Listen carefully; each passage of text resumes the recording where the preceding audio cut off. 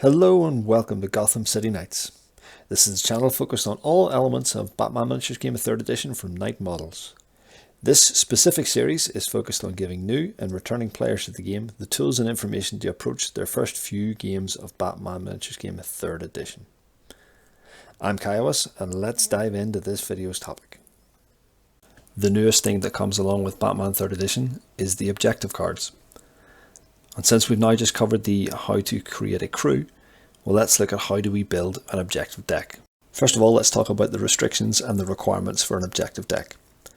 An objective deck must be a minimum of 20 cards, and then you can add on any character specific cards on top of that 20. The objective cards you can use are taken from both the generic decks, which were published in the original starter box and now re-released in the objective deck set, and any crew specific objective cards that have come with either the releases of the crews or again in the starter set or the objective deck set. If your chosen faction has a published set of objective cards, at least 10 cards in your objective deck must be taken from those crew specific cards. This shouldn't be a problem because generally the crew specific objective cards are usually better than the generics. Some objective cards are printed as multiple copies. All copies of a multiple copy card must be included in a deck. You'll be able to tell if there are multiple copies of a card if you look at the card icon in the top left of the objective card. As mentioned before, you can include character specific objectives that are sold with the sets.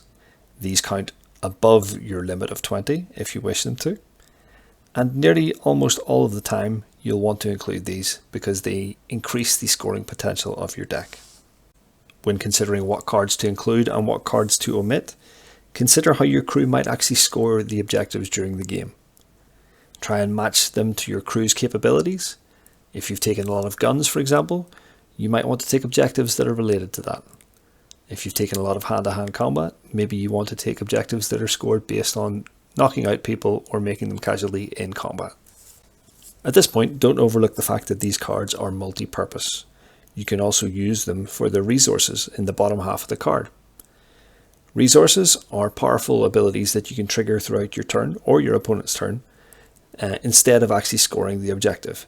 They may, however, help you along, give you an extra ammo, give you a venom dose, or just to help move a specific henchman a number of inches towards their objective. I would suggest also avoiding overloading on specific Phase 1, Phase 2 and Phase 4 plots. The reason for this is that the bulk of the action, as we've talked about, will happen in Phase 3, the execute the plan phase of the turn. If you're stuck with too many Phase 1, 2 or 4 cards in your hand, you won't actually be able to shift them out to score them. You'll only be able to cycle them through by using the resources, and this can be costly and limited throughout the turn. I've said it before and I'll say it again. Building a list and building an objective deck is so much easier whenever we use the Batman Miniatures Game List Builder app. I'll leave the link in the description below so that you can, again, keep trying things, keep testing out different combinations and putting them together. You can also look at all of the public crews that people have posted as well. That's all I have to say about how we build an objective deck. Once again, I'll direct everybody to join the Arkham Rejects Discord channel, where there are crew specific chats and we can all talk about what cards we might include, what cards we might take out. Ask us to rate your build, tweak it up, make it better. It's always better whenever we talk together as a community. So come on in, everyone's welcome. All that's left to say is thank you for watching this short video. If you have any questions, please leave a comment down below. Keep watching the series to learn about all the elements of Batman Miniatures Game 3rd Edition. And if you have friends interested in the game, please consider sharing this series to them. If you want to see us put all this into action, check out our Battle Report series, where we usually post a battle report between myself and my colleague Salandra once every 2 weeks. We also hope to start putting out tactics, strategy and miniature spotlight videos to continue the discussion and showcase this great game. Don't forget to like and subscribe to keep up with our content, and we'll see you next time.